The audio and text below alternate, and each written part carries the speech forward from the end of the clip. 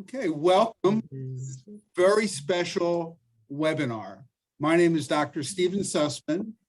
I'm an associate professor of public administration in the Andreas School of Business at Barry University in Miami, Florida, and co-founder of the Palm Beach Center for Democracy and Policy Research. Dr. Luis Fleischman and I, along with a dedicated team of colleagues, established the center as an outlet for the marketplace of ideas. The Palm Beach Center for Democracy and Policy Research is a 501c3 nonpartisan public policy organization, a research center, and a think tank. We are gathering. Please mute.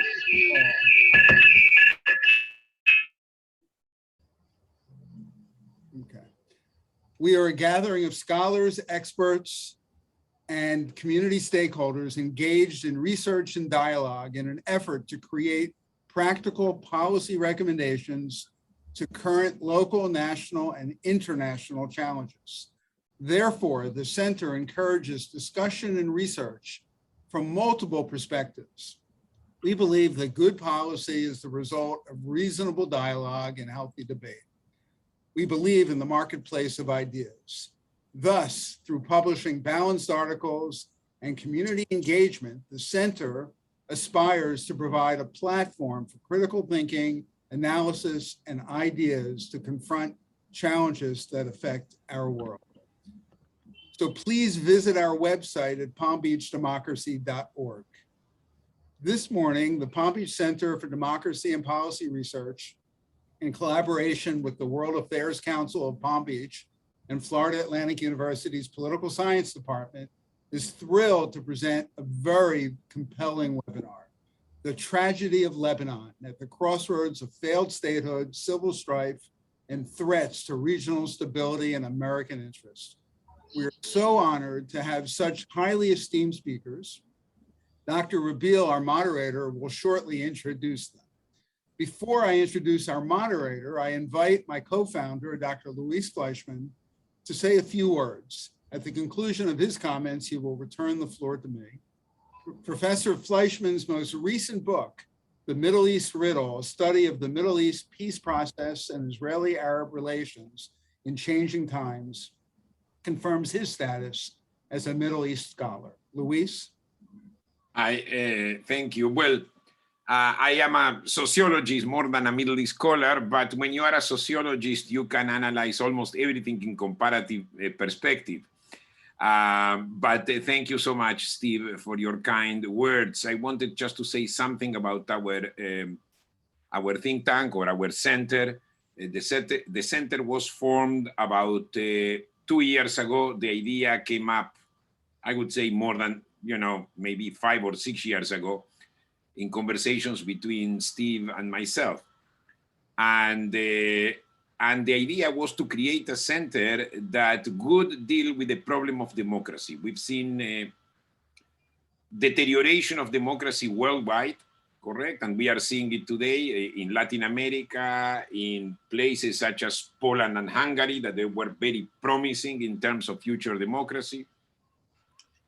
Even in the United States, and not to speak about Russia and other places. But we also realized that the problem of deterioration of democracy has implications beyond the country where the deterioration actually takes place. And as a result, we have expanded into all kinds of programs and articles that we write about, And I'll give you an example of the events. Our last event was about the new Florida laws, election laws, and we actually hosted the Wendy Link, who is the supervisor of elections. We had a program on Latin America that included a former president of Costa Rica and several scholars, also to discuss the implications of the collapse of democracy in the region and how it affects our own security, the US security,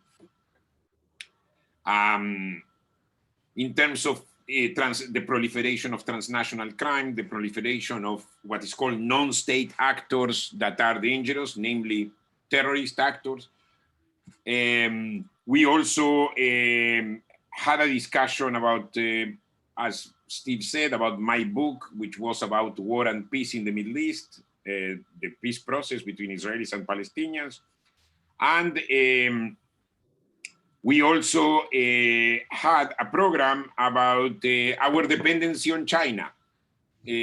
Well, it is not really directly related to democracy, but to a certain extent it is. It is a problem that is worth the while to democratically discuss and debate.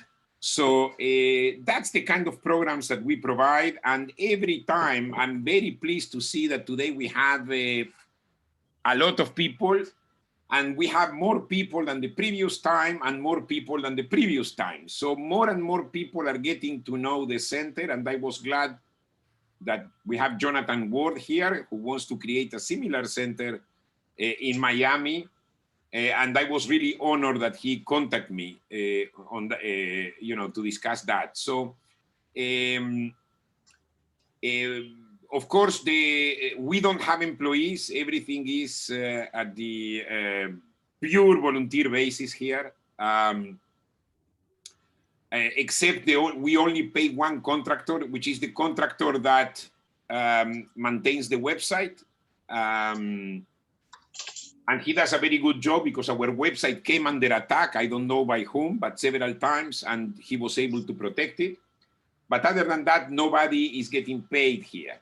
However, we always need some money to continue to conduct these programs. And if you wish to donate, it doesn't matter which amount, you can go to our website, palmbeachdemocracy.org, one word, and there is a box called donate, and you can donate any amount you want, no matter how big or how small it is. So in any event, without further ado, I return the microphone to Steve, who will introduce Robert, and then we move on with the program. Thank you all for being here.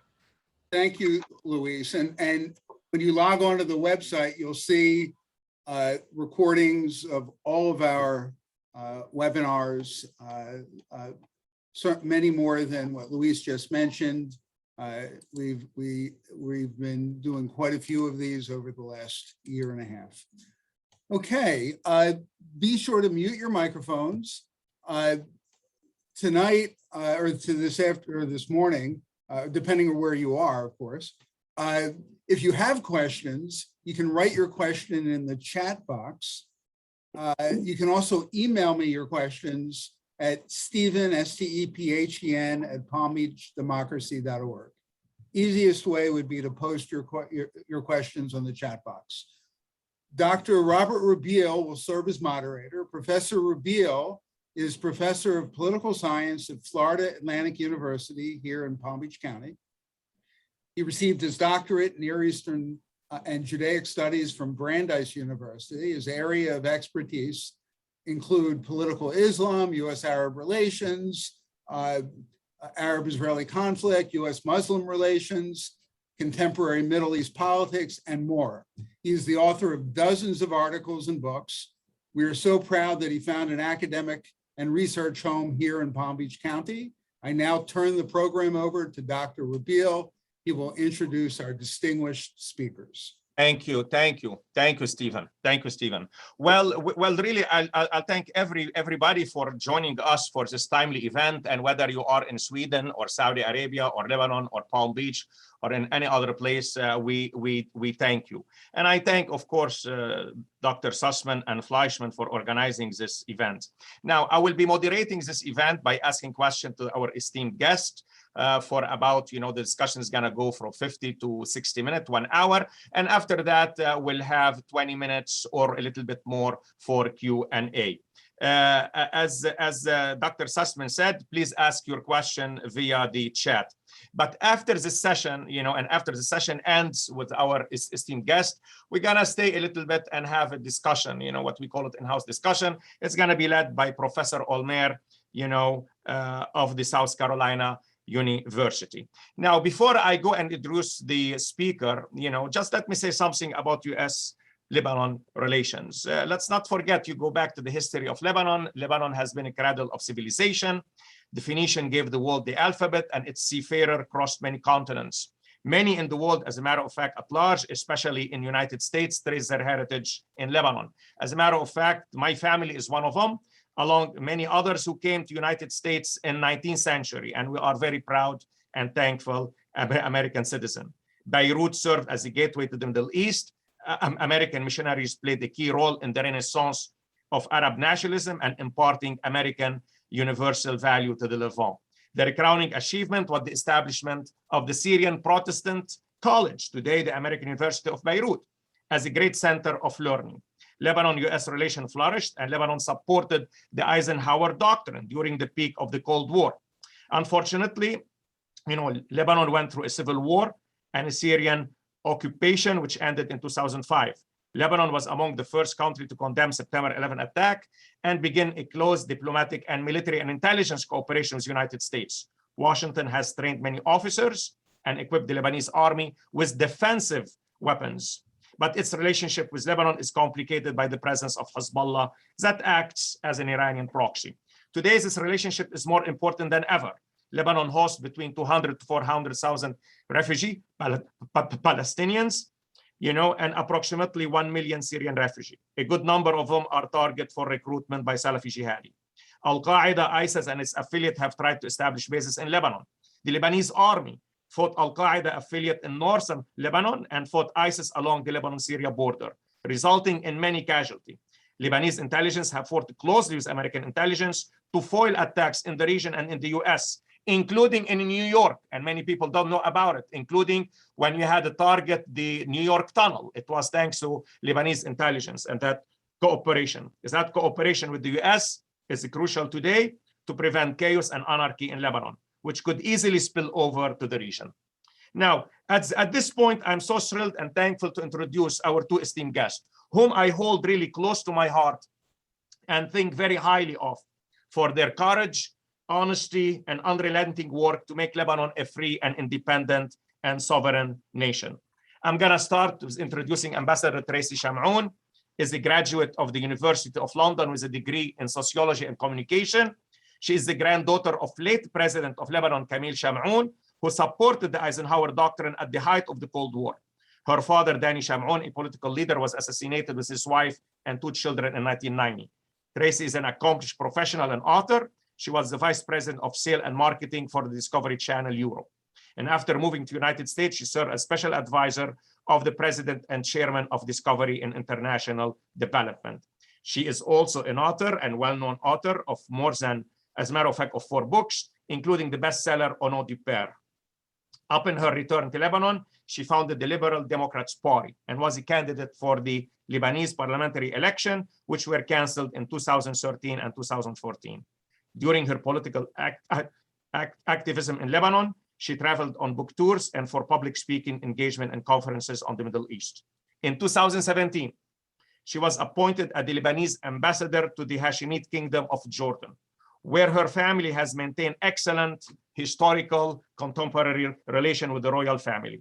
In 2020, Tracy, in the wake of the tragic and massive explosion at the port of Beirut, resigned from her post over the neglect, incompetence, and corruption of the Lebanese government. She has committed her social and political work to fight corruption, introduce reform, and help Lebanon in its time of need. Now, my second guest, again, is very dear to my heart. And again, as Tracy, I very highly respect. He is a holder of more one degree from the American University, of Beirut, with a master and a PhD from the Saint Joseph University, is a geopolitical analyst and participant in the October 17 uprising. Following his active participation in the Christian political camp during the country's civil war, he served in the Lebanese armed forces for 28 years. He served in various military units, including the Ranger Regiment, the Strike Force branch in the Army Intelligence, the 8th Infantry Brigade, the Military Medical Services, and the Republican Guard. He is the recipient of many awards, including the Southdown Medal, Medal of Merit 4 times, and the Anti-Terrorism Medal for taking, and this is very important to note here, for taking a leading role in fighting Al-Qaeda affiliate in northern Lebanon. As an active participant in the October 17 uprising against Lebanon's governing corrupt class, General Helou is committed to social and political activism in Lebanon to introduce reform and better Lebanon as a state, as a nation.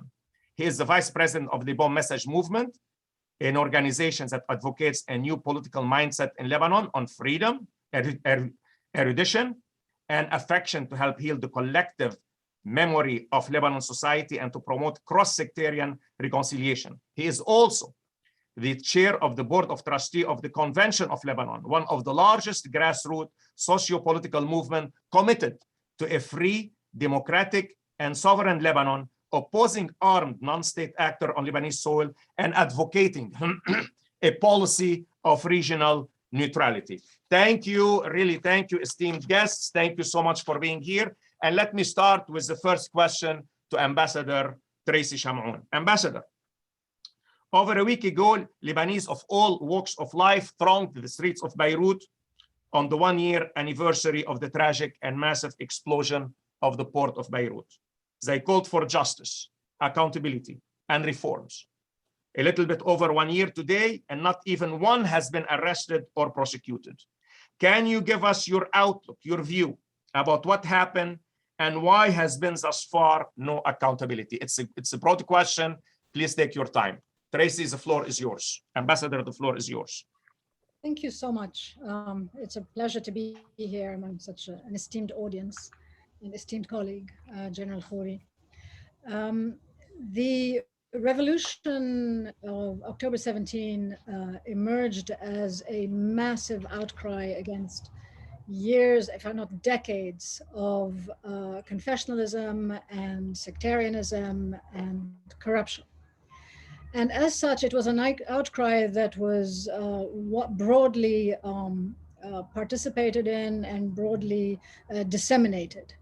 And it was able to bring down the government at the time.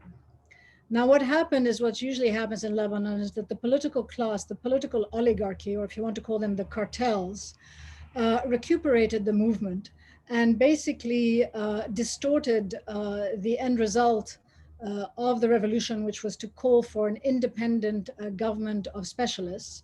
And they brought in a government of people who were part of their system of clientelism. And so nothing changed. And in effect, it became worse because it really became a one-color government where it was going to be very hard to achieve any reforms as nothing had changed. Only on the surface it had changed. And as time progressed, this became more and more evident because Lebanon became more and more isolated as very few people actually believed in the transformational power of that government. Now, the explosion that happened on August 4th brought an end to that. And it exposed the underbelly of the mismanagement and the corruption and the criminal nature of these people who are in power, who are determined to hold on to power at any means. So the people who stood up to them, the young people who went down on the streets, more and more they met violent confrontation. Many of them were wounded, resistance, as the political oligarchy retrenched behind their palaces, behind their constitutional positions, and ignored the outcry of the people. So they became deaf to the call of the Lebanese people, which was for change and for transformation. After the explosion, 10 months have gone by, and they have not yet been able to come up with a government that would qualify for their needs, because the government that is being called for again, and this was also emphasized by the French initiative, is for a government of independent, specialist, non-party affiliated. Well, this means death to the political class, the existing political class in Lebanon. And so they have done whatever they can to delay such an outcome and such a resolution to the situation, because they know that any independent government today is going to call their leadership into question, is going to follow the trail of the diverted funds, look at the corruption and death, in depth, remove their immunity, investigate matters they don't want to have investigated, like the port. So there is a will that nothing change and everything remain the same. Against that, you have a people now who are impoverished, who have been affected by the coronavirus. Many have died here, and also businesses have shut down as a result of the pandemic, on top of the dire economic conditions. You have these people who have been in power who have delayed forming a government, and therefore no successful mechanism or sustainable mechanism has been put in place to salvage the nation, neither economically nor in terms of access to resources or food or help or anything. So you have people who are starving, people whose money is all tied up in the banks, people who are no longer earning income. Those who are earning wages have seen their wages cut by 70%. They have no more purchasing power. The businesses have collapsed because they have no access to foreign credit. So you have a situation of dire crisis, and the population is exhausted. And going down on the street and just showing up and throwing rocks at a building no longer serves a purpose. And many of them are aware of this. And so there's a general sense of exhaustion in the country. And I think that this is also deliberate. There's a deliberate weakening of the population in order to lessen the resistance. And what we're confronting now is really the endangerment of the population and not just the weakening of it. Thank you, Tracy. So Thank you. Thank you, Ms. Chamron. Now I'm going to go to General Khalil Hello. General, really, يسلم لي هالوجه. Thank you. You know, you are active in the October 17 movement, and I know you have been vocal. You are over the news, and I worry about you. Let me tell you that. I worry about you all the time. Now, I want to speak really and tell us about this movement, and Tracy mentioned it, but really, from your standpoint, from your perspective, can you qualify this movement for us? Its nature, its purpose, who is involved in it? Who are the leaders? We are lost here in the United States. We don't know who is who. And you have organized one of the largest forum and seminar on the crisis of Lebanon. And thank you for inviting me here. So from your position, really, what can you tell us about it? What are, from your position, the path to reforms in Lebanon? And whether they can be implemented in the shadow of a corrupt political class and the arms of Hezbollah? The floor is yours, General. Thank you, Professor Rabil, for inviting me and for giving me the opportunity to have an audience for my opinions. Now, about the October 17th movement, it is not one movement. It is made of, it is a pluralistic movement. You have, if we want to summarize it and to make it simple for people to understand, it can be divided into two large groups. The first group that is putting the first priority regarding the weapons of Hezbollah and the presence of Hezbollah in Lebanon, and the upper hand of Hezbollah on every single political decision regarding the strategic decisions of Lebanon. And the second part of the movement prioritizes the reforms and the corruption, the fighting of the corruption, etc. In fact, you cannot talk about any reform if you have an armed party that is controlling several parts of Lebanon and that is supported by Iran directly and openly.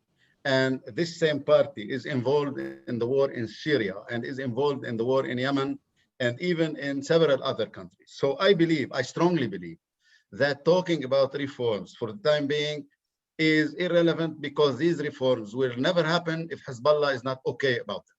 And the thing is that the Hezbollah is, let's say, in not an alliance, but there is a mutual understanding and between the Hezbollah and his allies. I mean here the president of Lebanon and the Free Patriotic Movement, Amal movement, and the other small parties that are around Hezbollah, and the other political parties that are an opposition from inside. So there is a mutual understanding between both. So these parties that are opposing Hezbollah for the time being, openly opposing it, but accepting to compromise with Hezbollah. So we cannot move forward with a situation like this. So to get back to your question, the October 17 movement is divided between the people who believe in the total sovereignty of the state of Lebanon as a priority, and of course they believe also in the necessity of reforms.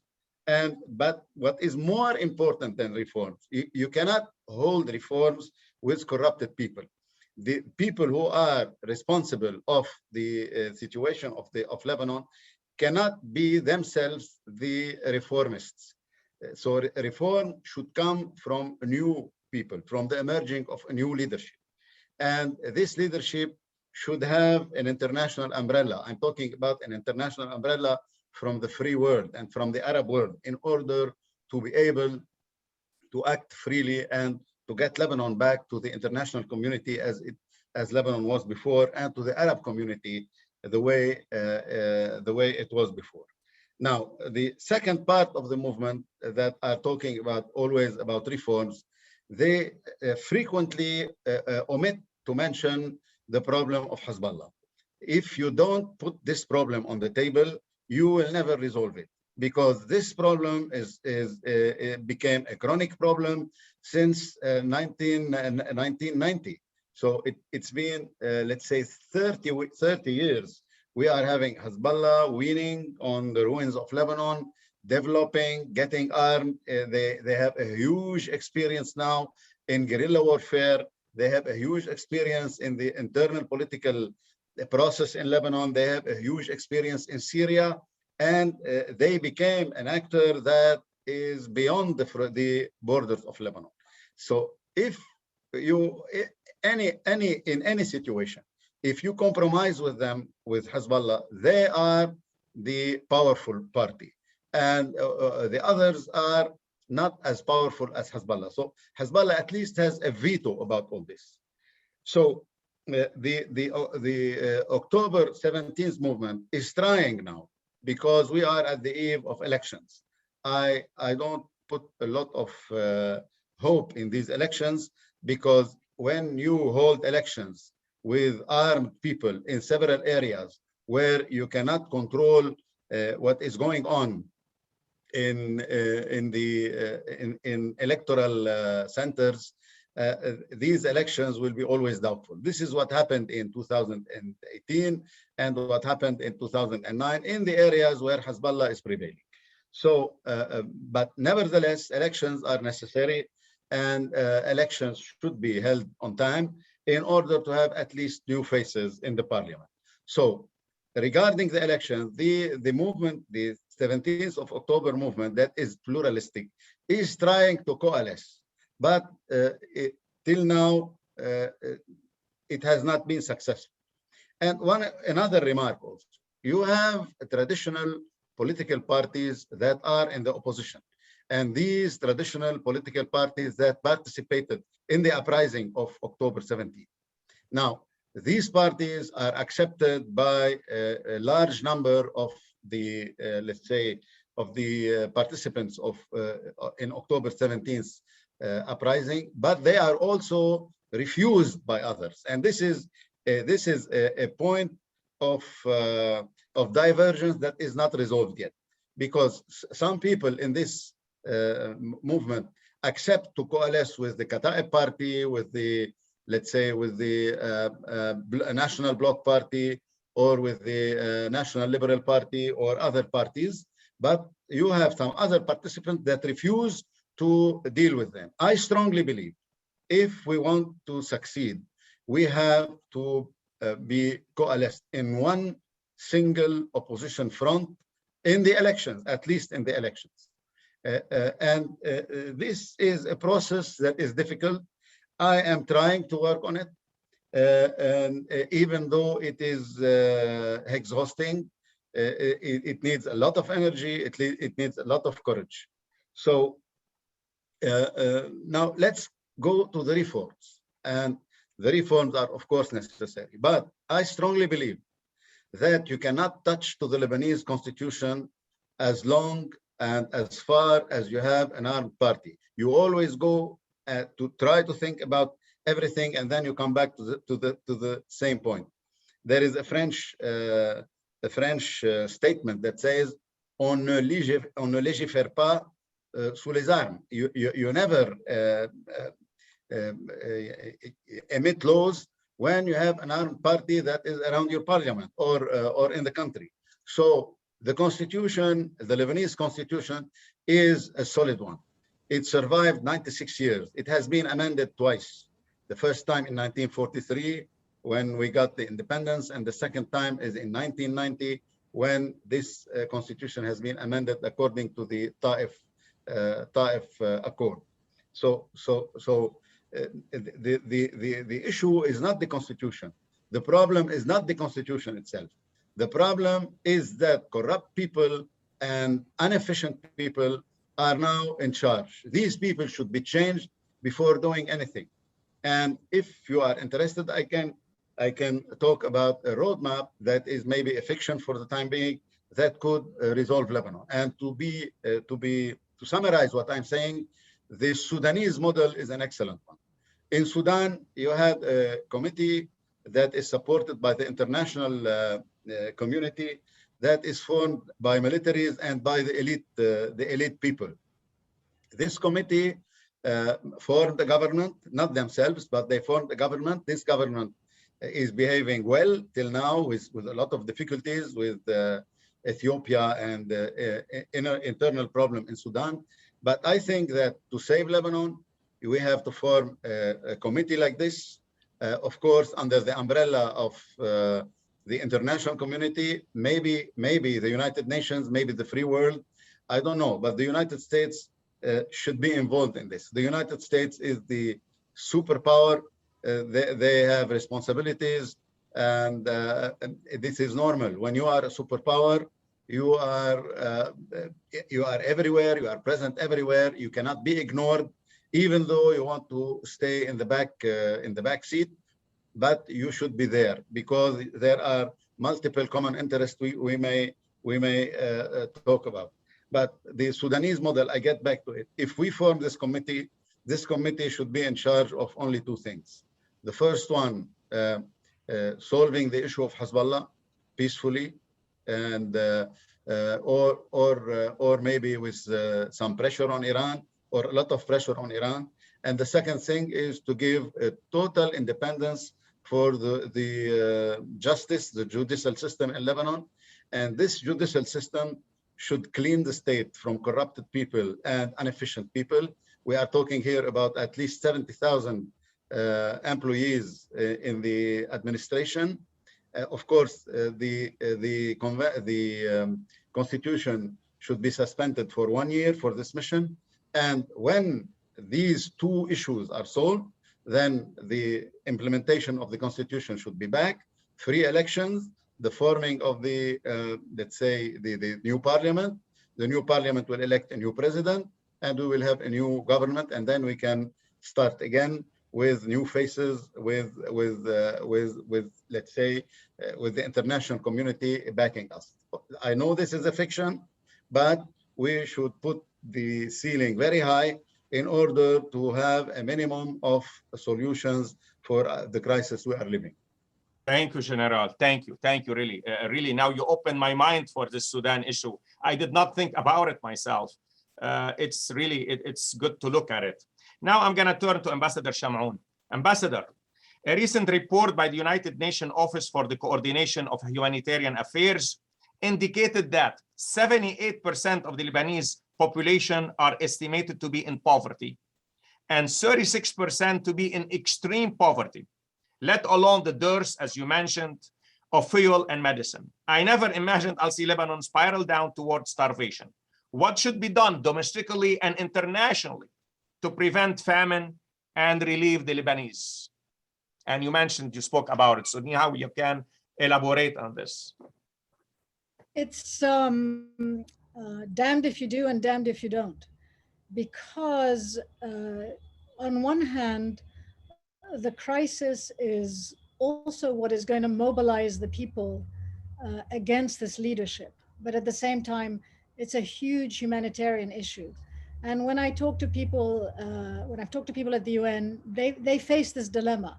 On the one hand, they don't want to nourish or feed the system directly, the government, support the government with grants that would be used to help the population at this time, because they've already spent so much money in Lebanon. They've hemorrhaged money in Lebanon. The EU has spent $2 billion, 2 million, euros in Lebanon, and then seen nothing for it. So they've learned their lesson with Lebanon, and they don't have to throw good money after bad.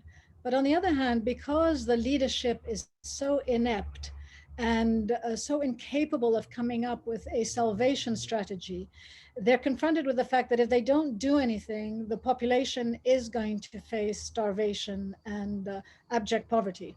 So how do you get the aid to the people? And the conferences that have been happening, the ones that President Macron, for instance, has been leading, have focused very much on ways of getting aid to the people. And this is done through a network of NGOs, which have been very successful, and the World Food Organization in disseminating aid to people that are very needy. But on the other hand, you have had like a very big donation that came out of one of these conferences of about $240 million, which was done about a year ago now, and still has not been dispersed. So there's been huge debates about whether it should be paid in Lebanese pounds, whether it should be paid in dollars, whether the central bank should keep 10% of it. And this goes on, and you can see again the ineffective bureaucracy that has been entrenched in this system of governance, which is all based on profiting not those who need it, but those who have access to the money. So it's not a trustworthy system. There's no transparency in place. And so there's a lot of reluctance to help Lebanon. And as I said, they're damned if they do and they're damned if they don't. On the other hand, if the situation is so bad, and today now all the ovens, the bakeries, the suppliers to the bakeries have had to shut down, and people literally are now begging for a loaf of bread. And really, you have to wonder, what is it going to take to mobilize people enough to get them to move en masse? But also, as I said before, what is their recourse if they do move en masse? And it could turn very ugly. It could turn into complete chaos, complete breakdown, fighting erupting everywhere, rampages, breaking into this is what I see. I see breaking into supermarkets, thefts, ransoms, people charging into people's homes, because a lot of the money that people were able to take out of the banks have been stored in the houses. And this has somehow created this false sense that people can go on. It's because they have a few dollars in their homes, or they have people from outside, the diaspora, their families, who are sending them a couple of $100 a month to help them survive. So this has given a false sense of resilience for the Lebanese. But they have to live. They have to have recourse to this money. So it's a catch-22 situation. Now, what I'm saying now, and what I've actually gone out publicly and said, is that the US has said that it wants to help Lebanon. It wants to send an extra $100 million of aid.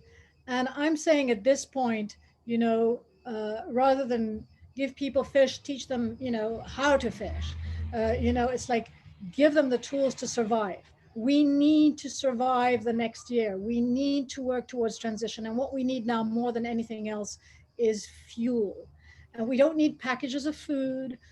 We do need medicine, but that will happen anyway. But in terms of big aid that can happen now, is I'm asking for the US or for the allied nations, the free nations, to cooperate, to transform the aid that they want to send to Lebanon in the form of a tanker with fuel and diesel, so that we can survive the next period so that we can galvanize, so that we can continue to work for change, because otherwise we're going to go towards complete chaos and complete breakdown. There's no point starving the Lebanese people. There's no point, taking us to the brink of death, because there are other people around the corner waiting for this to happen. Sayyid Hassan Nasrallah has warned repeatedly that a tanker of fuel is coming to Lebanon from Iran. The Minister of Health just announced that Iran will supply Lebanon with tons of medication. So when the US is adopting a policy of observation, of deliberation, of slow action, what is happening is that they're creating this void, and the others are rushing to fill it. And I know that they're going to warn of sanctions, but they already all have sanctions on them. Hezbollah is sanctioned to the nth degree. The leaders who are cooperating with Hezbollah, Chamron, others, they're all sanctioned already. Europe is going to put more sanctions on them. It doesn't serve to sanction. It serves to be preemptive. The US has to be preemptive at this point, and they have to send their tanker before the Iranian tanker, because I guarantee you that the Lebanese people are not going to ask.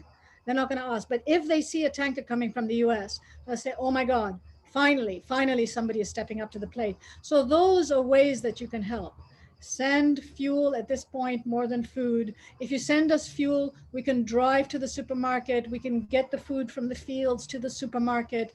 We can take care of ourselves. We can light our ovens. We can cook. We have 5 more days of gas to cook, cooking gas, 5 more days left in the whole country. So if you don't have gas, you don't have a fireplace, you're going to be eating salads. And it's really, it's that diabolical and that dangerous at this point. So there are many ways to help, but you also have to be preemptive, you have to be creative, you have to be agile, and you have to be willing to stick your neck out, because it's a fight. It's a fight for territory. It's a fight for territory between the West and the other influences, the Iranian axis influence.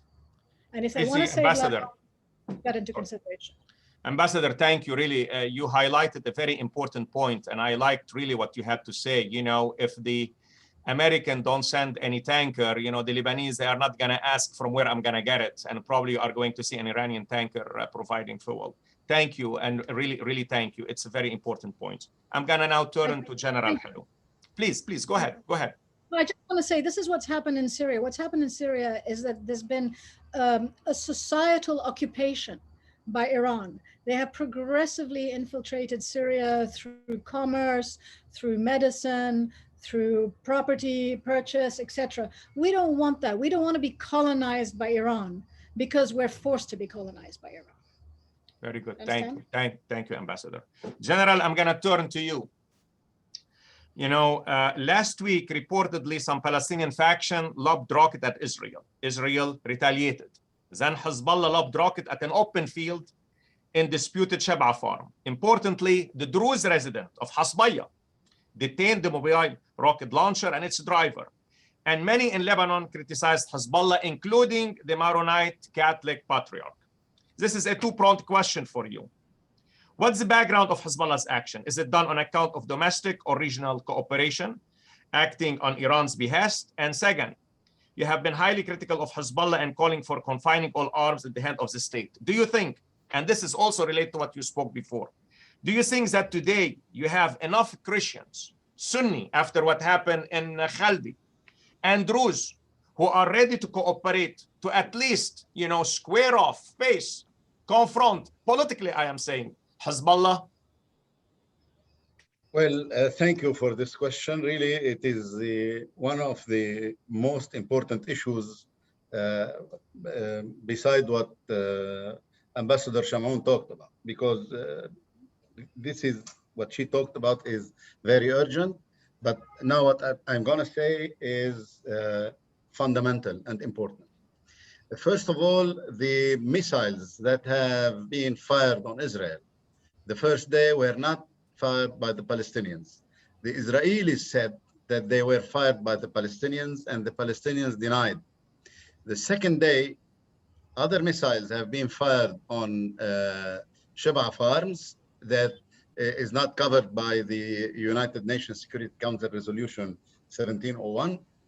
And then when this rocket launcher was getting back, it has been intercepted by the Druze population of Hezbollah that were very concerned about an Israeli retaliation on their village. So when the situation uncovered and the Hezbollah population knew about the rocket launcher and the media also, so then Hezbollah said, I am responsible of this. So the message is very clear. First of all, the date was August 3 and August 4. What was going on August 3 and August 4? A huge demonstration in Beirut against the people in charge, because it was the first anniversary of the Beirut slaughtering and the Beirut port explosion. Second, what was going on also was an international conference held by France to help Lebanon. So the message was clearly an Iranian message to the people who were in the conference, and in order to turn the eyes of, to turn the attention to what is going on in South Lebanon, instead of looking at the huge demonstration in Beirut. So this is the message behind. Now, about what Hezbollah did, really, Hezbollah broke all the records. First of all, in the same, in less than 1 week, they turned the Sunnis, the hostility of the Sunnis against them because of the Khaldi incident, then the Hezbollah incident, and the same day, an incident in Biaout, in Matan, in a Christian area, between Hezbollah supporters and people of Biaout. All this is in 1 week. So you cannot say that the problem in Lebanon is between Shia and Sunni, or between Shia and Druze. It is between Hezbollah and all the others, because the Shia liberals are against Hezbollah, and they are the harshest opponents to Hezbollah. And they are with us in the uprising, and they are with us in every single gathering or meeting. Now, okay, I'm talking about taking, or about the weaponry of Hezbollah should be in the hands of the state. This is a fundamental. This is fundamental. You cannot be a sovereign state with two military decisions separate. It is impossible to be like this. But the issue of the weapons of Hezbollah should have a timetable, should be resolved peacefully. It should have, but the problem is that since 2013, they are refusing to put this issue on the table. It is forbidden. President Michel Sleiman held a national conference in Babda Presidential Palace, and where he said, let's put a defense strategy together. So Hezbollah, first, in the first place, they said yes. And then two of the members of parliament of Hezbollah came to visit President Sleiman in his home the same day to tell him, take it off the table. So he told them why. They answered, because Israel will bombard you in this palace. He said, I am a former military and I'm used to take risks. So they went away, and the second day, 24 hours after, 2 missiles were fired near the presidential palace, and 15 minutes later, the Syrian Free Army declared its responsibility. This is really ridiculous, and it was obvious that it was a message from them to President Sleiman not to put the defense strategy on the table, because if this defense strategy will see the light any day, the weapons of Hezbollah will be no more of any use. So, what the issue should be, first of all, and here I will give headlines only because it's a very long discussion. First of all, we have to secure and to give assurances for the Shia populations, because they feel if you take off the weapons of Hezbollah, they feel unsecure. I'm not talking about all the Shia population, I'm talking about the majority of the Shia. This is the first step. And I want to remind you that in the ranks of the Lebanese army, you have high-ranking Shia officers that are in key positions. So do they trust them or no? I think they do. But Hezbollah always act as if they don't exist. Let's take, for example, Abbas Ibrahim, the head of the General Security Institution. Let's say in the Army Intelligence, the deputy director is Shia, and at least 2 of the 9 special forces regiments are Shia, and they are sticking or following orders of the army command. So these arguments should be put under light in order to give assurances to the Shia population. And then we put a timetable. When do you give up in this area, and then in this area, and then the Lebanese army will take in charge your stores, your ammunition stores, and then they will be turned to the Lebanese army in a timetable that maybe could take 2, 3, 4 years. I don't know, but this should be put under light, because everybody thinks when you talk about the arms of Hezbollah, you are calling for a civil war. This is untrue. We are not calling for a civil war. They are putting things in a way to look like as if we are calling for a civil war. We are not calling for a civil war. We are calling to put this issue on the table in order to resolve it peacefully, because one day or another we will these weapons will disappear, but they should disappear in a proper manner according to the constitution and to the Lebanese laws. General, thank you very much. Really, really thank you. Now, this question is for both of you, and I want you to take your time because it deals mainly with United States. You know, we have seen United States and France, and you know what happened with the ambassador of the US, the ambassador, you know, from France. They went to Saudi Arabia. They have been trying to help Lebanon forge a new government. Now, but their efforts have been obstructed or impeded by the elite in Lebanon. What can United States and the international community do to help Lebanon, you know, surmount this crisis now? I know you spoke about sending a tanker. I know you spent this. But now from here, from the standpoint here of United States, and I believe from many in United States, let's say, listen, you know, we don't have a magic wand. You know, the Sudan options that you spoke about, probably it's a good option, but I don't know how long it's going to take for the international community to go ahead and sponsor it. There is also other thing also, because I see in Lebanon, you have different parties. They speak Chapter 7, they speak other things. And here we have to ask this question, you know, really, and from my point of view, General, I see that, you know, United States is withdrawing from Afghanistan. You know, Afghanistan, what's happening now, and the bad news is withdrawing from Iraq, and you know what's happening from Iraq. Really, and I don't think United States now, mainly the people of United States, they are fatigued from the Middle East in general. And of course, Lebanon is right there. So really, from your point, and there is also another issue, and this is for you, General, the issue of the armed forces. You know, the Americans here have been supportive, and I know that. And I've been in meetings, and they support the Lebanese army, Lebanese intelligence. They looked upon as really as key against or in the war against terror. But also, on the other hand, you have voices that say, listen, you know, we are not sure about some in the Lebanese army. So this is, again, a question for you. So here now, for you and Tracy, what can United States and France do, given this whole, you know, obstruction, or whatever you want to call it, to be done on the military, and this is for Khalil, on the economic, again, Tracy, this is for you, and the political front, So you have 3 fronts here. If you want to tell us, or if you want to, you know, say something to United States and international community, what you can say, what you are going to say. And Robert, I'll start with Tracy and then with the General. Robert, 1 second, if I can interrupt you for a moment. I'm sorry. Go ahead, Louis. I take my prerogatives as co-president. I'm sorry. Can you re-explain again to the public what is the Sudan model? Because the General mentioned it and you mentioned it several times. Can you briefly explain what it is? As a matter of fact, it's a fair question. So Tracy, will begin by you, and General, then we'll give you the floor, and then you will explain to us the Sudanese model. Okay, Tracy, go ahead. The floor is yours.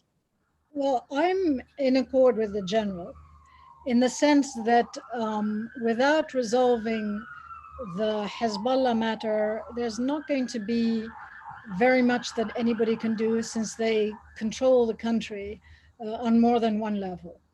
They control it because they have, more weapons than anybody else. They control it because they have a majority in parliament, and they control it because they are upholding the president and his team, so a faction of the Christians.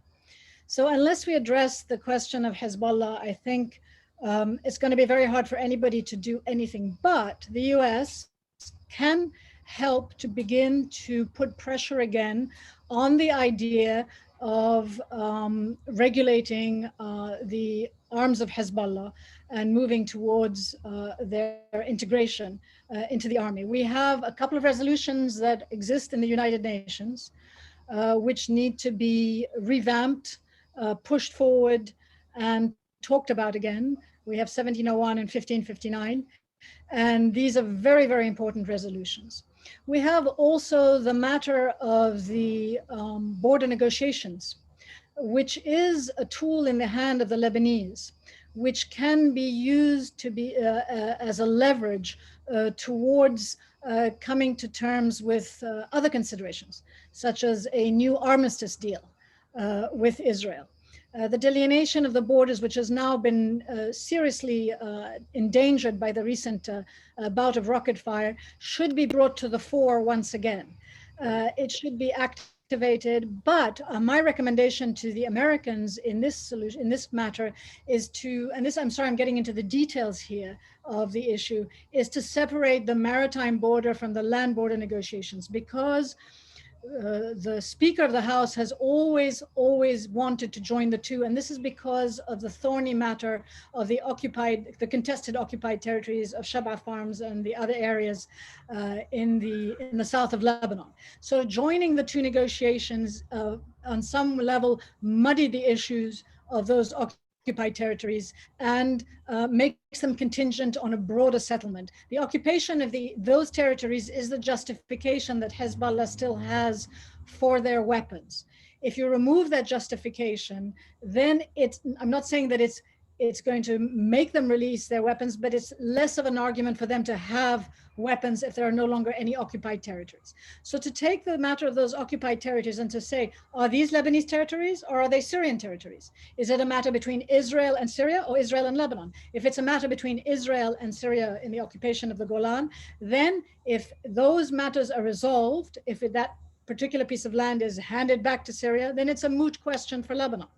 Otherwise, it needs to fall within the settlement of the land demarcation of the border. Many of those points have been resolved. Out of 13, I believe there are 8 points which have been completely resolved.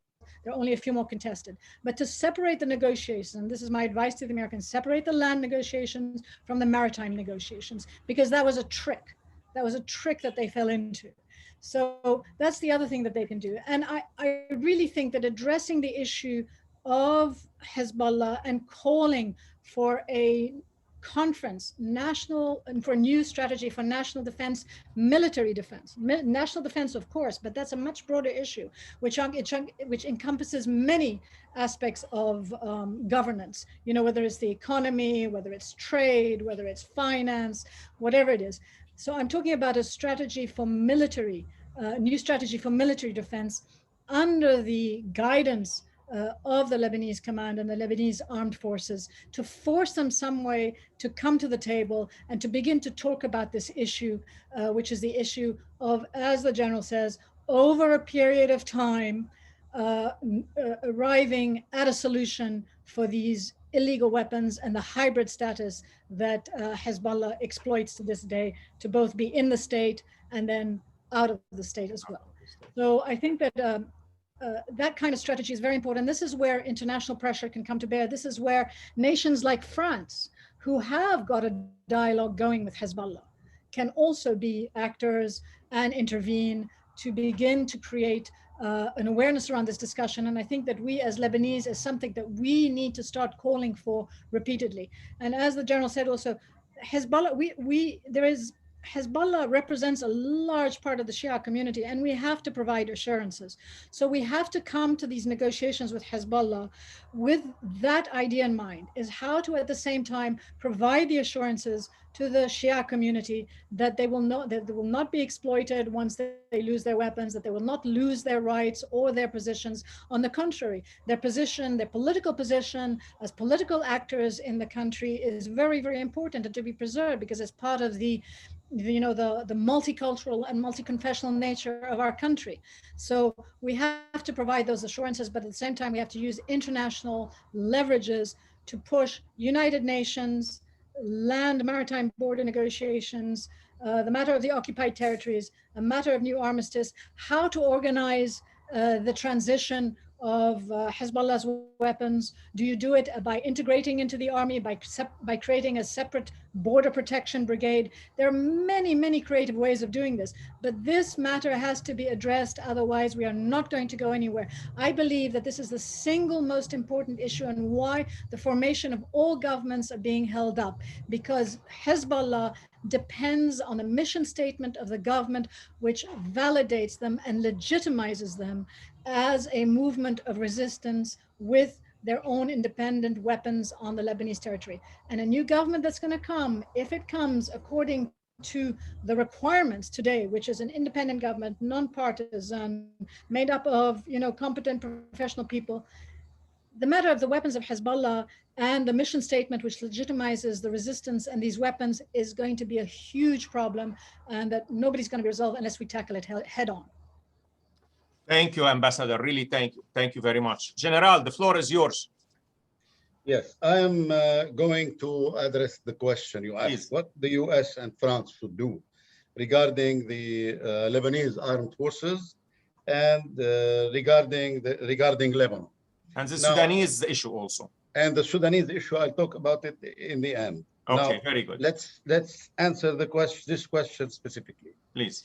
The free world and the Arab world are spending every year in Lebanon $1.2 billion in order to assure a minimum of dignity for Syrian refugees, in order not to find them taking the way of illegal immigration to Europe or to the United States or to America. So the Lebanese people today are in the same situation. So when the free world is giving unconditionally $1.2 billion for 1 million refugees, Syrian refugees in Lebanon, I don't think it is difficult for the same free world to give maybe $2 billion for Lebanon in order to survive, because Ambassador Chamron described the situation. I will not go further in it. But the most important key point in this are the Lebanese armed forces. The chain of command should be preserved. The dignity of the soldiers should be preserved. In the current situation, it is very difficult for soldiers to reach their barracks or their posts because of the lack of fuel and the price of fuel and the price of transportation. So this is crucial. And I know that funds have been provided to the Lebanese command in order to assure a minimum of logistics. Now, it should be kept that way. Thanks for the United States to have given the Lebanese armed forces a lifeline since 2008. And I am a witness of this. Now, we received at least $2.5 to $3 billion of military aid from the United States. Thanks to the United States, because we have an Air Force now and an efficient Air Force. It is a ground support Air Force, very sophisticated with intelligent weapons. Thanks to the United States, because we have now very sophisticated drones operating in international waters and even sometimes in the Syrian territory. It's the first time I'm talking about that. And thanks to the United States, because we have a mobility in the army, because of the Humvees, of the tanks, the M60 tanks. We have 300 brand new guns of 155 millimeters. We participated in the war from 1975 to 1990 with 90 guns. We have now 300s, and we have some self-propelled guns.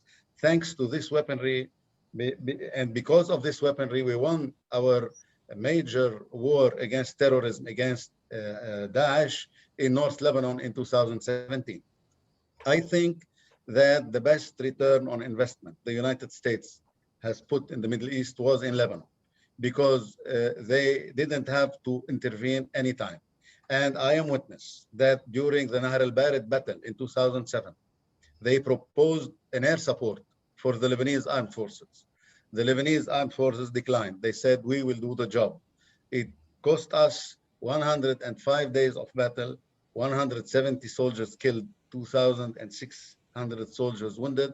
It was a harsh battle against terrorism of Al-Qaeda.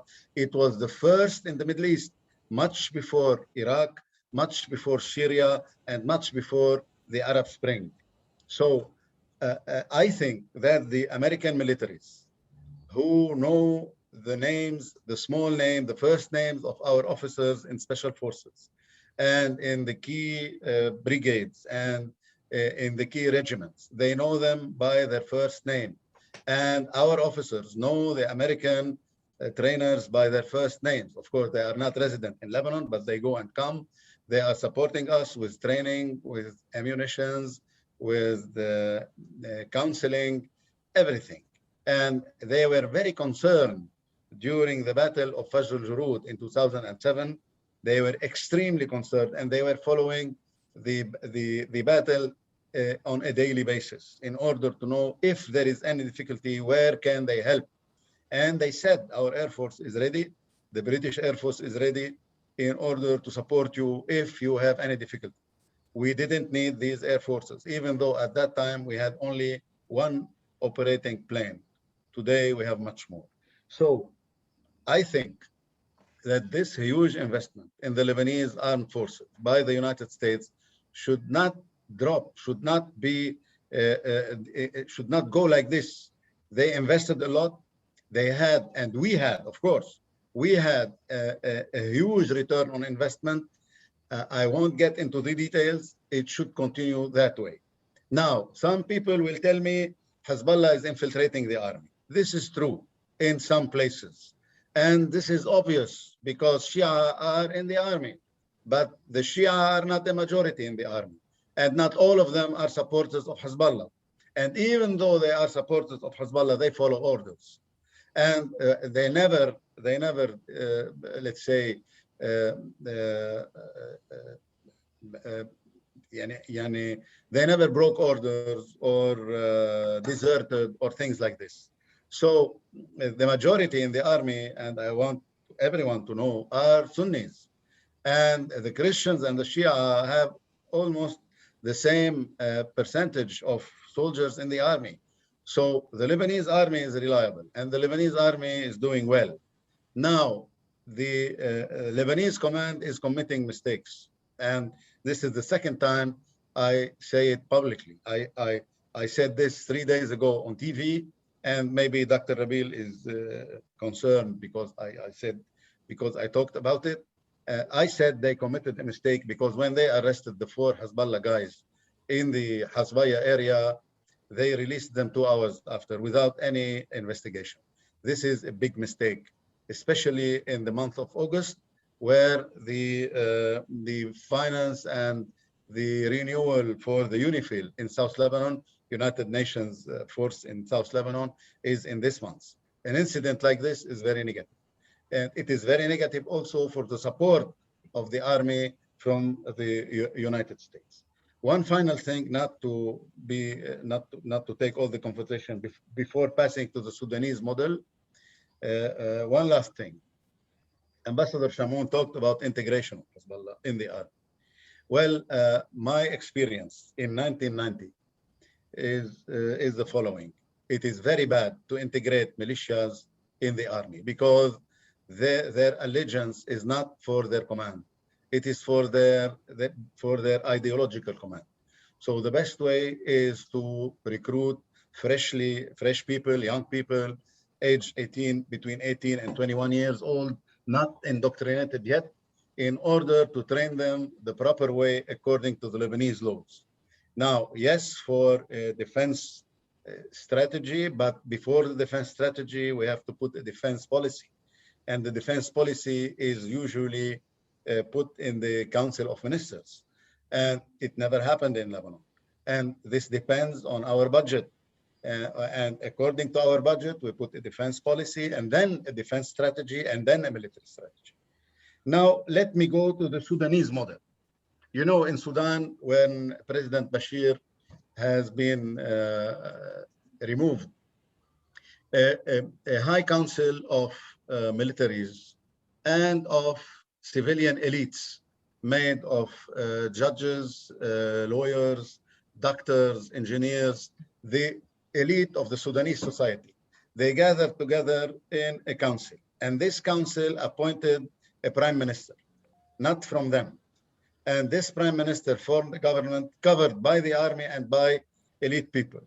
And he formed a government, he started reforms, he amended the constitution, and Sudan finally has been removed from the list of countries who are supporting terrorism and got again into the international community, got back into the international community, and it has the support of France, of Europe, and of the United States. This is to simplify things. In Lebanon, the best way is under the umbrella of the United Nations or the free world. Suspend the constitution for 1 year, form a council like this from elite people, not from representatives, because when we talk about representatives, we will never finish discussions. So elite people for 1 year with 2 missions, form a government of independent people, skilled people, renowned people, in order to, first of all, solve the issue of Hezbollah and then give the judiciary system in Lebanon complete independence. This judiciary system in Lebanon should clean the state institutions from corrupted people and from useless people whose numbers are above 70%, 70,000 employees they should be removed totally. Then implement the constitution again as it is without any amendment, free elections, parliament, president, and then government. Thank you, Professor Rabil. No, thank you, Tracy, and thank you, General. Really, thank you, Ambassador, and thank you, General. You have given us really, and me, who I follow Lebanon closely, you provided so much great insights, really, and great things that can be done now to relieve, you know, the Lebanese there. Now I'm going to turn to the question. I'm going to read some of the chat. We'll have it for 20 minutes, and I deeply thank you from the bottom of my heart, and of course, from the center. Let me read some of the chat and let me go over them. You know, there is a question by Dr. Gerzes. Given the seemingly unstoppable rise of Hezbollah in the past decades, is Hezbollah and by proxy Iran on its way to control or dominate Lebanese politics? This is something we spoke about. You can refer to it. It's either one of you can answer. Either the ambassador or you. I think they already do dominate Lebanese politics. Okay, let's make it easy, Ambassador. But let me say Hezbollah dominates Lebanese politics. They are a proxy agent for Iran in regional considerations. But I wouldn't go so far to say as Iran dominates Lebanese politics yet. Okay, yes. Okay, very good. General, you want to say something? Yes, of course. Iranians don't believe in state institutions in the classical form. Let's take Iran. In Iran, you have the IRGC, the Iranian Revolutionary Guard Corps, and you have the army. So they have both. They disseminated this model in Iraq with the Hashd al-Sha'bi, and in Lebanon with Hezbollah, in Syria, and in Yemen. Now, talking about domination of Hezbollah on the Lebanese politics, yes, they are dominating the Lebanese politics, but you have to keep up in mind that they are opposed by a huge percentage of the population, much more than 50% of the population, for sure, among the Sunnis, the Druze, and the Christians.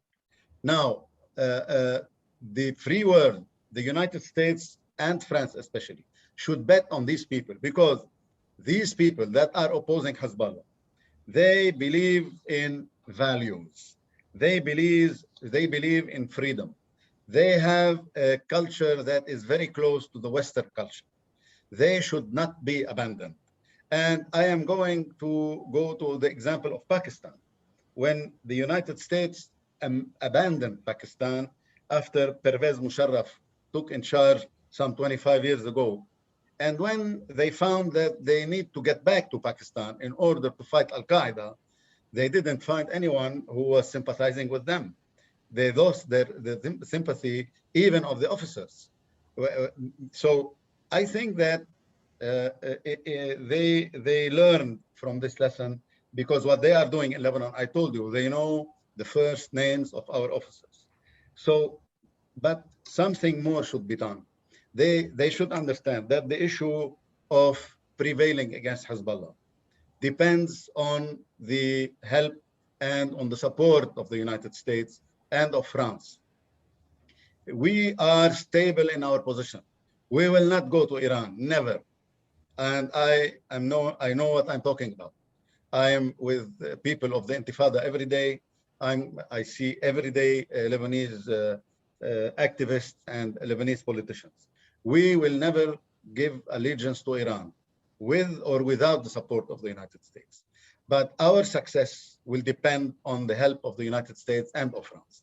Unfortunately, we know that during this period, there are negotiations in Vienna in order to get back to the nuclear accord, the JCPOA, between Washington and Tehran.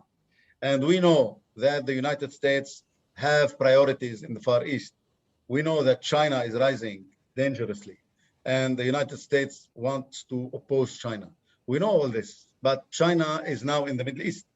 So you cannot simply turn your back to the Middle East with China and Iran, in Israel, in Lebanon, and tomorrow in Syria for sure. So this is a major interest, common interest for the United States. We look always to the West. We don't look to the East. This is a culture.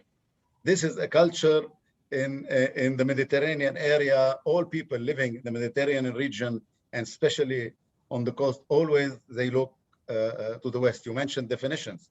Definitions always were looking to the West. They never looked to East. And this is maybe 34 centuries ago or 32 centuries ago. So I don't want to add more to Thank you, General. Thank you, really. Thank you. Now, this is for Dr. Fleischman. You spoke, and this is for both of you, anyone could answer. You spoke about the Shiites. What position is Amal Nabi Berri taken in the current crisis? Anyone could answer. Maybe Ambassador Chamron, do you want to answer? Ambassador, you want to go first? It's a very unholy marriage. Okay. Between Amal and Hezbollah. Okay. And it was a marriage of convenience to keep a united front in the Shia community.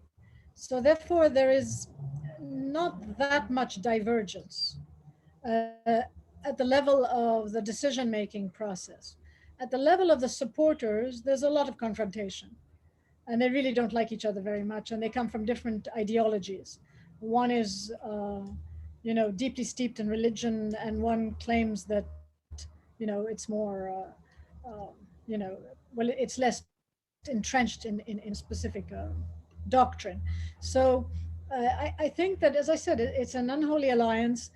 Amal has been protected for decades by their leader, Nabi Berri, who is one of the biggest contributors of the huge clientelism in government and the employment of thousands of partisan employees who, place a heavy burden on the state. So at this point, Berri is looked upon as one of the essential people when it comes to state corruption. Hezbollah had, to a certain extent, avoided that nomenclature up until the port explosion, and they had always prided themselves on fighting corruption. But what they've done is that they have supported corrupt people in government, and so therefore they're party to corruption also. And those are really the distinctions. But other than that, they form pretty much a united front on most things. There's a big dissension when it comes to the president and supporting the president. The president is an ally of Hezbollah and an enemy of Berri. So they have to tread delicately in that relationship. And this is also a source of the stalemate, because they're not able to influence either party when it comes to each other. Thank you, Ambassador. General, you have something to say? Not much, but I want to just to put light on what happened between Amal and Hezbollah during the 80s. They fought against it. It was a civil war within the Shia community for 3 years. And the reason was that the Iranians wanted to directly deal with the Shias through Hezbollah, whereas Syria was not very at ease with this. They wanted Iran to deal with the Shia in Lebanon through Damascus. And this is why Damascus encouraged Amal movement to fight against Hezbollah, to signify to Tehran that everything should pass by Damascus. Today, things are different. Today, the regime in Syria is totally, or for a huge part, under the control of Iran. But the rest has been exposed by Ambassador Chamron. This is the only point I want to highlight. Thank you. Well, we have, I believe, time for 2 questions. So I'm going to pick them here. And this is from Mr. Zain. Hezbollah survived because corruption exists. The politicians were busy stealing money rather than keeping Hezbollah under control. Mainly the question here, we go back. You have some kind of a fortune pact between Hezbollah and the elite. You know, I cover your corruption, you cover my arms. And here, I believe Mr. Zain is not optimistic at all. Can you just, this relationship, as a matter of fact, this is, let me refine this question. The relationship between the political elite and Hezbollah. What is the question? All right. The question is posed mainly, Hezbollah survives on account of the corruption of the political elite. And the political elite, and I would go myself and say since the 1990s, has struck some kind of a fortune pact with the Hezbollah. I cover your arms, you cover my robbery. So really, how are you gonna break it? Or tell us some things that we don't know. Well, I don't think so much you cover my robbery. It's a power play. It's controlling the seats of power. You know, I support you, you bring me to power. Okay. Which is what happened with President Home. Now, the thing is that after the revolution, because there's before and there's after, no denying it. After the revolution, the president and his political party and his son-in-law have suffered terrible, terrible losses in Lebanon from a populist point of view. And Hezbollah in Lebanon needs a Christian ally. They cannot, they could not have done what they've done without a Christian ally. So the ally that they chose, that they supported to come to power, has now become so beaten and so weakened that they're in a difficult position. They're not in a comfortable position. I don't believe they're in a comfortable position, because we have an aging president, and his successor is the most unpopular man in the country, and they have placed all their bets on his successor. So unless they can force the election of his successor to the presidency next, they have a dilemma. They have to start to play nice if they want to be involved in politics in Lebanon, because we've seen how they have alienated almost everybody now. Whereas before, people were treading carefully when it came to the matter of Hezbollah. Now people are speaking out. We had the patriarch come up with a statement, very powerful statement. We had the Sunni community, have a show of force. We had the Druze community say, stop, this is enough. We will not take this. So their popularity also after the explosion has become seriously damaged. And not only among the other communities, but there were Shia victims, a lot of Shia victims in that explosion. And so for Hassan Nasrallah to go on television and to call into question the judge, the credibility of the judge involved in the investigation is really causing him problems even among his own community who are victims of the explosion.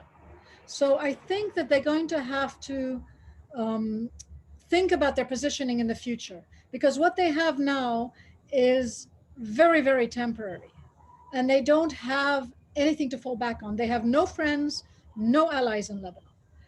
They have Amal, but that's because as I said, it's a marriage of convenience. Okay. But Lebanon is a triumvirate. It's not a duopoly. Okay. All right. General, let me give you another question because on account of time, let me give you this question from Mr. Salamoon. I read it here. In general, the Lebanese population livelihood is now a collateral damage in the confrontation between the US free world and Hezbollah. Whether this is by design to spur internal resistance or an unintended consequence of an ill-designed policy, regardless, do you think there is a different path for this confrontation? Mainly what he's saying is that you have a confrontation has been going on between the camp of United States and its ally and Iran and its proxy Hezbollah. Do you have a different way of confronting? And the Lebanese are stuck in the middle. Do you have a different path for this confrontation or a different way to fight this confrontation, to pursue this confrontation? General, this is for you. Well, I believe that we are not paying the price of the confrontation between the United States and Hezbollah.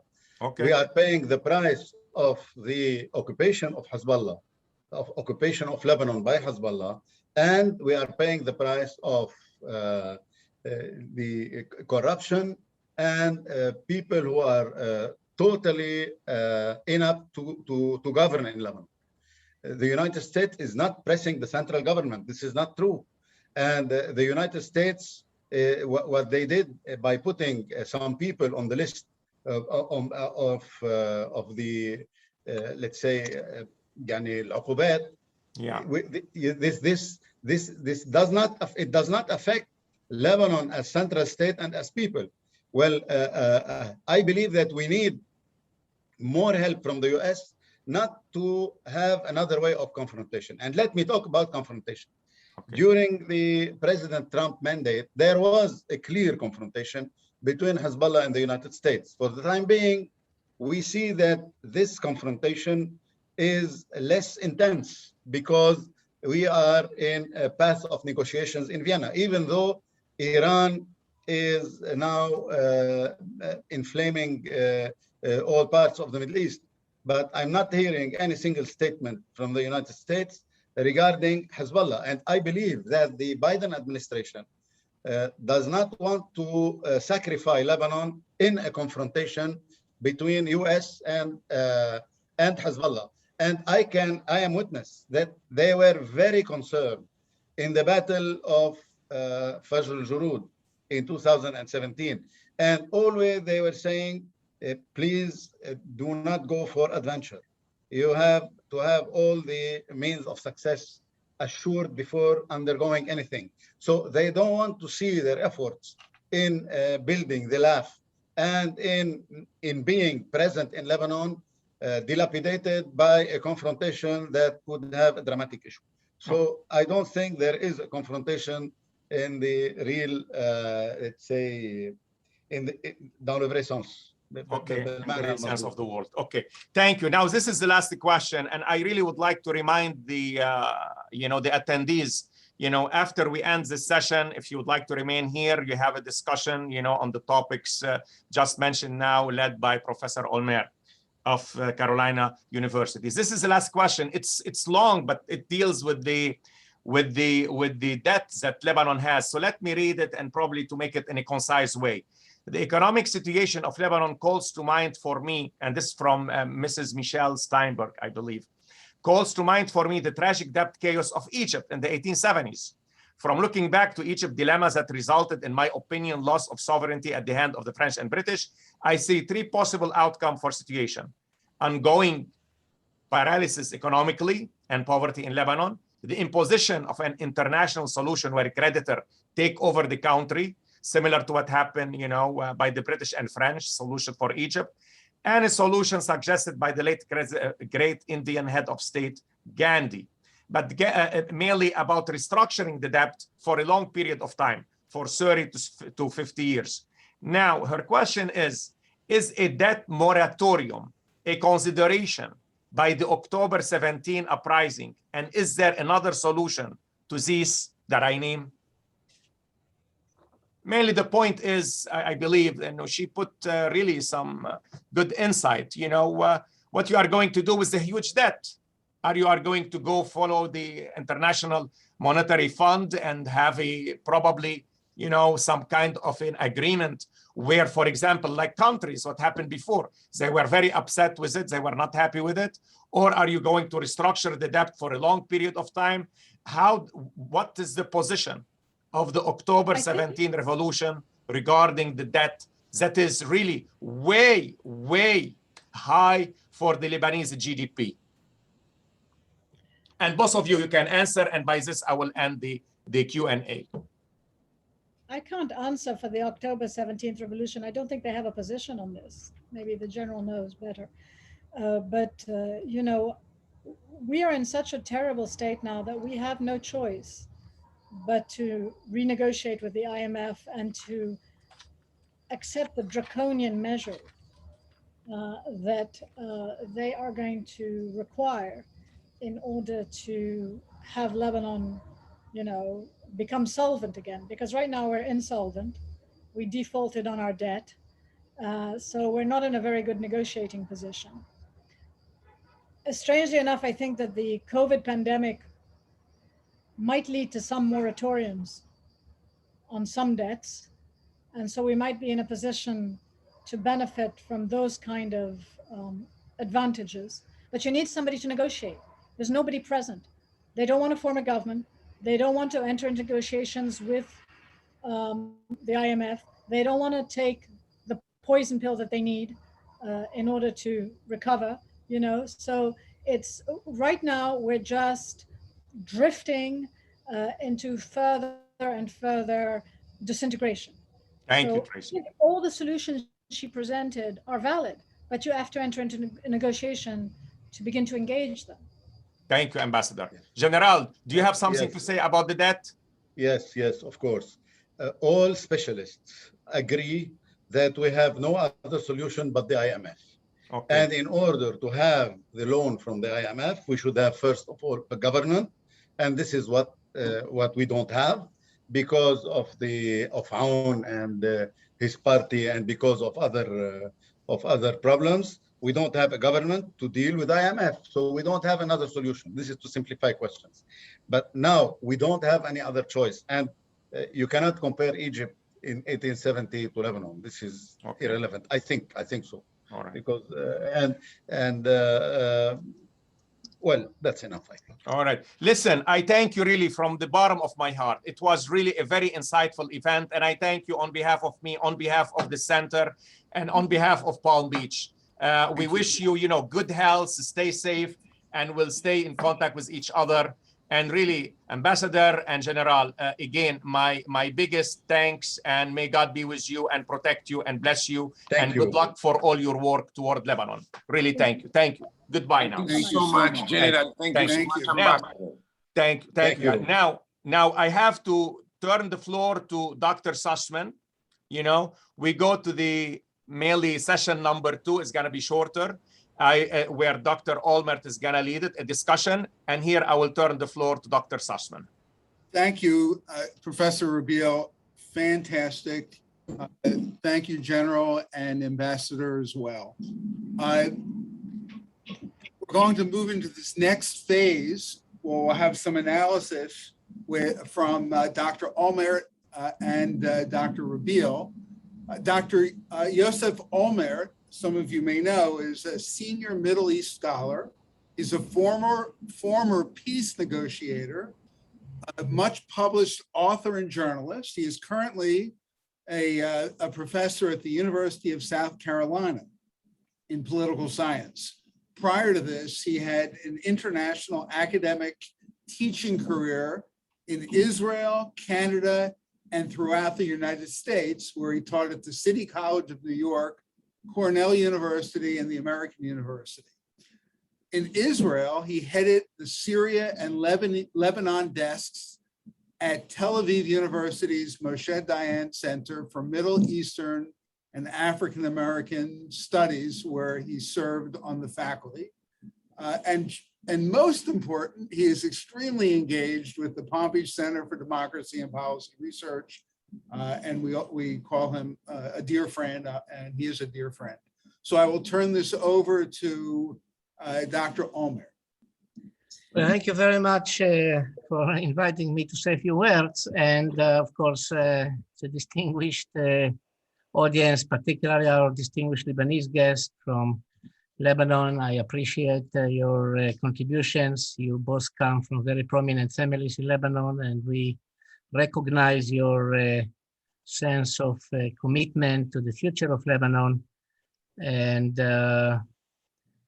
I would like to start by saying something before I get into a couple of more substantive comments, that I always feel it a bit patronizing, though I don't mean it to be, when people outside of Lebanon are telling the Lebanese what should be done about Lebanon in this or that way, as much as I don't like people outside of Israel telling the Israelis always what they should do about their own country and politics and future. So I hope that my comments, therefore, will be taken in the spirit of what I just said. They are not intended to preach anything to our distinguished Lebanese friends and also the people here that did not participate in the discussion that are from Lebanon. But I would like to start by saying something which I believe is a very general comment, and this is that when we mention the word the tragedy of Lebanon, obviously we talk about the current situation, but the tragedy of Lebanon may be lasting for over a century with ongoing civil wars and attempts at political solutions. If we look at the 1930s, they led to the Al-Misak Al-Watani of 1943, the National Covenant. Then the 58 war led to the Nahja Shiabi of the General Shiab, the president. The 75-90 led to the Taif Accords. And we still see that the situation continues to be as it is. So it raises, in my mind, a more general question, which is relevant to Lebanon, but also to other Arab countries, as we could see also in the Arab Spring. And this is the question of political legitimacy. And the question of political legitimacy of the very existence of states and regimes is a very fundamental issue. And I would like to connect it, therefore, to what was mentioned in the discussion by the General and the Ambassador, the involvement of foreign powers. When there is a large measure of domestic, internal political legitimacy for a state or a political entity, the ability of foreign powers to interfere so much in the affairs of this entity is much more limited than what it is in the case of Lebanon. That is to say that the Sunnis in the 1950s, a lot of them, not all of them, of course, supported Nasserism. The part of the Shias and some of the Christians in the north, Farangia and others, supported Syria in the 70s. And now, of course, the Iranian impact and all that. So the question really that I would like to pose for maybe thinking, and I would like to hear also from the General and Professor Rabil, what really is the solution to the question of political legitimacy? I would hesitate to offer, because I said before, I don't want to be the one who offers the Lebanese what they should do about themselves, but maybe the more revolutionary concept would be, let's put to the test who really supports whom in Lebanon by having the system of one person, one vote. Let's see. Let's see what the Lebanese people really think. And if not all the Shias support Hezbollah, which I believe it is the case, not all of them do, and not all the Druze support Walid Jumblat, and not all the Maronites support either Samir Jaja or the General Aoun, or the same goes to the Sunnis with the Hariri and other families and so on. Let's see it in elections that will allow the Lebanese people to express themselves in the best way that democracy is all about. I don't know from the Professor, let me say something here. You have a situation, you know, analogous to what's happening here in the United States. You have in United States, you know, some in the Democratic Party, they are saying, you know, one person, one vote, and the other said, no, we are going to keep the electoral system.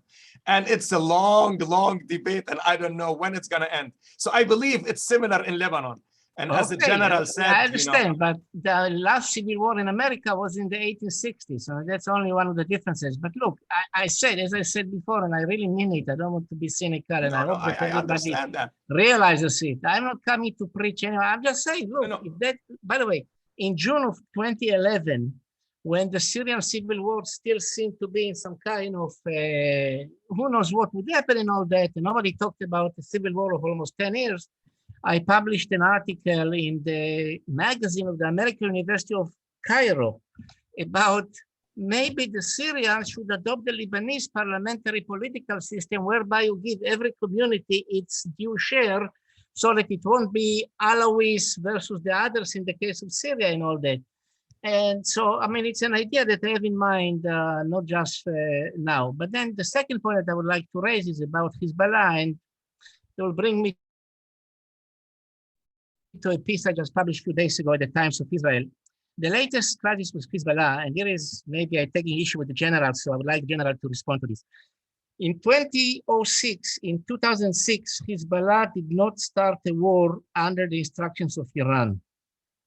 The Iranians did not like what happened in 2006, and for all kinds of reasons. And Nasrallah said after the war, if I knew what would happen in this war, I would not have started it. Now I believe that what the Hezbollah are doing is direct order from Iran, because my opinion is, and I can't prove it, of course, but that's my sense, the Iranians do take seriously the situation currently in the Middle East, in which they hear threats, what they consider to be threats, mainly from Israel, but also from the US and other countries. And they are trying to create a situation that would raise the stakes of every conflict with Iran into a complete regional situation. And for them, Lebanon, therefore, is becoming a bargaining chip. And Hezbollah are not a Lebanese organization. They are based in Lebanon, but they are a division of the Iranian army in that sense. And what they do is in the service of Iranian interests. Which brings me to the thought, which will be the end of what I would like to say at any rate, that the question really is, how seriously are the Iranians believing that they may be subject to an attack, and therefore what is the level of their commitment to use Lebanon as the powder keg that will explode and indicate to all parties concerned that it's not going to be a light affair with Iran only. And that's the big question. I know that many people in Israel don't believe what the Israeli government says, like they don't believe what the American administration is saying or the Lebanese government are saying. I think the Iranians do believe. And the most significant statement was given by General Gantz, the defense minister, who is not hawkish. When you look at the overall Israeli landscape, when he said that Iran is weeks ahead of the breakthrough in its ability to develop nuclear material. That was a very significant statement that I haven't heard for years from an Israeli leader, even though Netanyahu schmoozed all the time and talked, but that was Netanyahu, he's passé. So I do believe that Hezbollah are playing now the specific role of being the direct agent of Iran in trying to inflame troubles between Lebanon and Israel in order to use this as a means perhaps to prevent an overall Israeli-Iranian collision. I would like to hear your opinion, General. Well, with pleasure.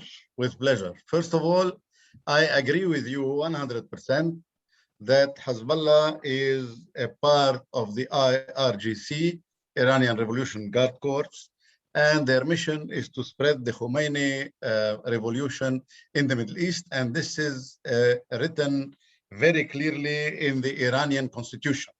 So spread the revolution all across the Middle East. And they spent billions and 4 decades of training, arming militias in Lebanon, Iraq, Syria, and everywhere. This is what I said in the first beginning. Now, the feeling that Iran is threatened of an attack is totally, in my opinion, is totally untrue, because the opposite is true. Because the US administration is looking to get back to the JCPOA that has been withdrew, that President Trump withdrew of. So President Biden wants this JCPOA to be re-implemented. And this is what he said in his campaign, and this is what he said after elections. And what I heard from Vienna is that they agreed on a lot of things, and the negotiations reached a level of who is going to start the first step. Is the US going to stop the sanctions before, to drop the sanctions before, or Iran will stop the uranium enrichment before? Well, I think that Iran wants a nuclear weapon. This is, I know that a lot of think tanks don't agree with me, because this is their dissuasive weapon against the United States and Israel.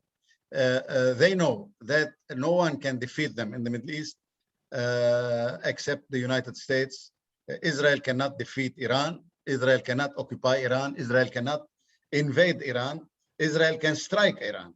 But Israel will never strike Iran without a green light from the US, because you know that the US and Israel are linked by a defense treaty, and this means that Israel will never do something that harms the high interest of the United States, and the United States will never do something that harms the supreme interest of Israel.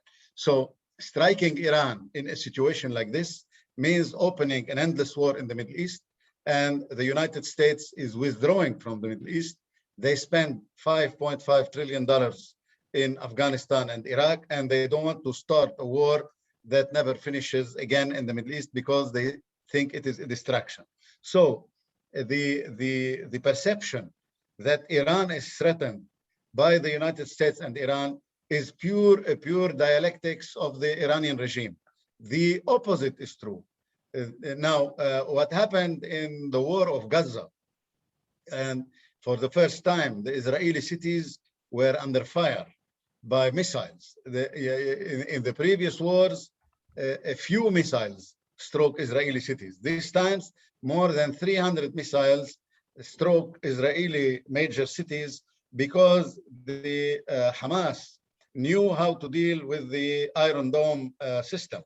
They were firing short-range missiles in order to ignite the retaliation from the Iron Dome, and then you need time to rearm the Iron Dome. And during that time, they were firing the missiles that were striking Tel Aviv and other cities. So I think that Israel is concerned about the high precision missiles that Hezbollah have in Lebanon. And the Hassan Nasrallah, twice, he said that we have these missiles, so don't bother yourselves and see if we have them or no. We already have them. Now, what we don't know is the exact number of these missiles. These missiles are guided by GPS, by electro-optical system, and they are highly accurate. And you know that the Iranians already struck a lot of targets. Let's say in Saudi Arabia, the Aramco, it was extremely accurate, and they fired also on American bases. It was accurate. So Israel is concerned that a salvo of these missiles could overwhelm the anti-missile systems in Israel and strike major airports, military airports. So what we are concerned of is the following. We know, and we are convinced that Israel doesn't want a war with Lebanon, because Hezbollah is not an existential threat to Israel. It is a security threat to Israel, of course. Hezbollah will never win a war, and the balance of power, we know that it is to the advantage of Israel. And the Hezbollah also doesn't want a war with Israel because he doesn't have a single penny to reconstruct the infrastructures that could be destroyed, and Iran cannot provide them with this money. And in 2006, Israel dropped over Lebanon 7,500 tons of ammunition, whereas Hezbollah fired on Israel 420 tons only. And in 2021, the Israeli capabilities are much higher and much stronger, and they know that Lebanon will be destroyed if they ignite a war like this. Both don't want a war, but if there is a miscalculation from Hezbollah or from Israel, there could be an Israeli strike on these high precision missiles. And I think that the Israeli intelligence know where they are stored. They are in Lebanon. And what I know also is that Ambassador Hale, when he came to Lebanon, out of the record, he talked about these missiles and conveyed a clear message to Hezbollah to get them out of Lebanon. Hezbollah didn't do this. So this is maybe the only point that could ignite a strike on Lebanon, not a war. But opening a war on Iran, Saudi Arabia will never do this. Israel will never do this without the support of the United States. And I don't think that the United States has the appetite of opening a full-scale war with Iran. Thank you. Well, thank you, sir, General. Yes, miscalculation is very typical in international relations, as you know. And I mentioned the fact that Nasrallah himself mentioned in 2006 his miscalculation when he said he would not have started a war if he knew what the result of it would be. Yes, the Israelis are talking a lot about Iran, and particularly Netanyahu for 12 years. He talked and talked and talked. But the fact of the matter is that in recent weeks and months, things happened in Iran which may not have gotten enough publicity outside of the Middle East or outside of Iran or even in Lebanon for that matter, which may have indicated the Iranians that this time the situation may be different. But obviously that remains to be seen, and nobody can predict for sure what will happen in such a volatile environment. So I would not go beyond that, but I would just end up my contribution here by saying that I'm very pessimistic because something else that came up in our discussion, and it's very interesting. A lot of times when I write about this role of sectarianism in the politics of the Middle East, particularly in countries like Syria and Lebanon, I am attacked Zionist propaganda and all this nonsense, I mean, it's nothing to do with sectarianism and all that. And the fact of the matter is that even in this discussion, what came up is that we talked about Shias and Christians and Druze and Sunnis and all that. The real problem really is, and the real tragedy perhaps is, and this is something that I'm again saying without any sense of patronizing, and pardon me if anyone would hear patronizing voice here. The question really is whether the Lebanese can repeat, say, something like the Cedars Revolution of 2005. When you have 1 million people staying in the streets of Beirut for days, Hezbollah can do nothing. As much as they did nothing in 2005. And this is really the test of the Lebanese people.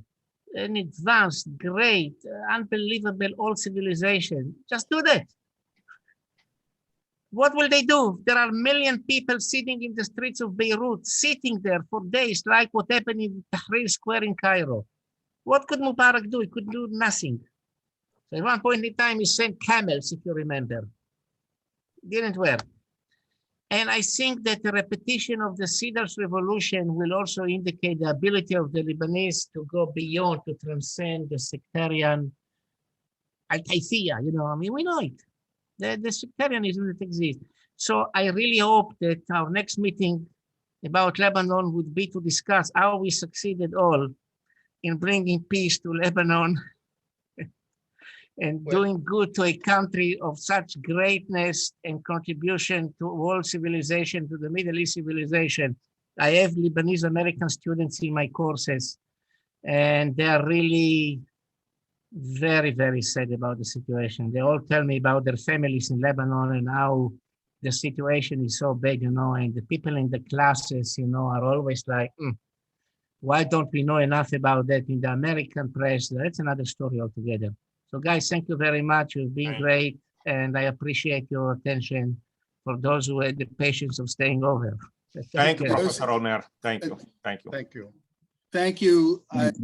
Thank you, Dr. Omer. Thank you, Dr. Rabil. Thank you, General. And the ambassador, I think, already left. This was truly an amazing, amazing event.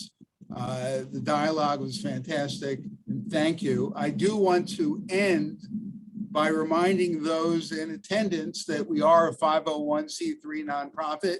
Visit our site at palmbeachdemocracy.org and click on, if you choose to, click on the donation button. Your tax-deductible donation will allow us to continue to build a presence here in Florida, in the US, and throughout the world. And with that, I once again thank everyone for attending, especially those who registered and came to the event. Without your presence, we would not have an organization. And thank you, Luis, for being a terrific partner. And with that, I wish everyone a good day.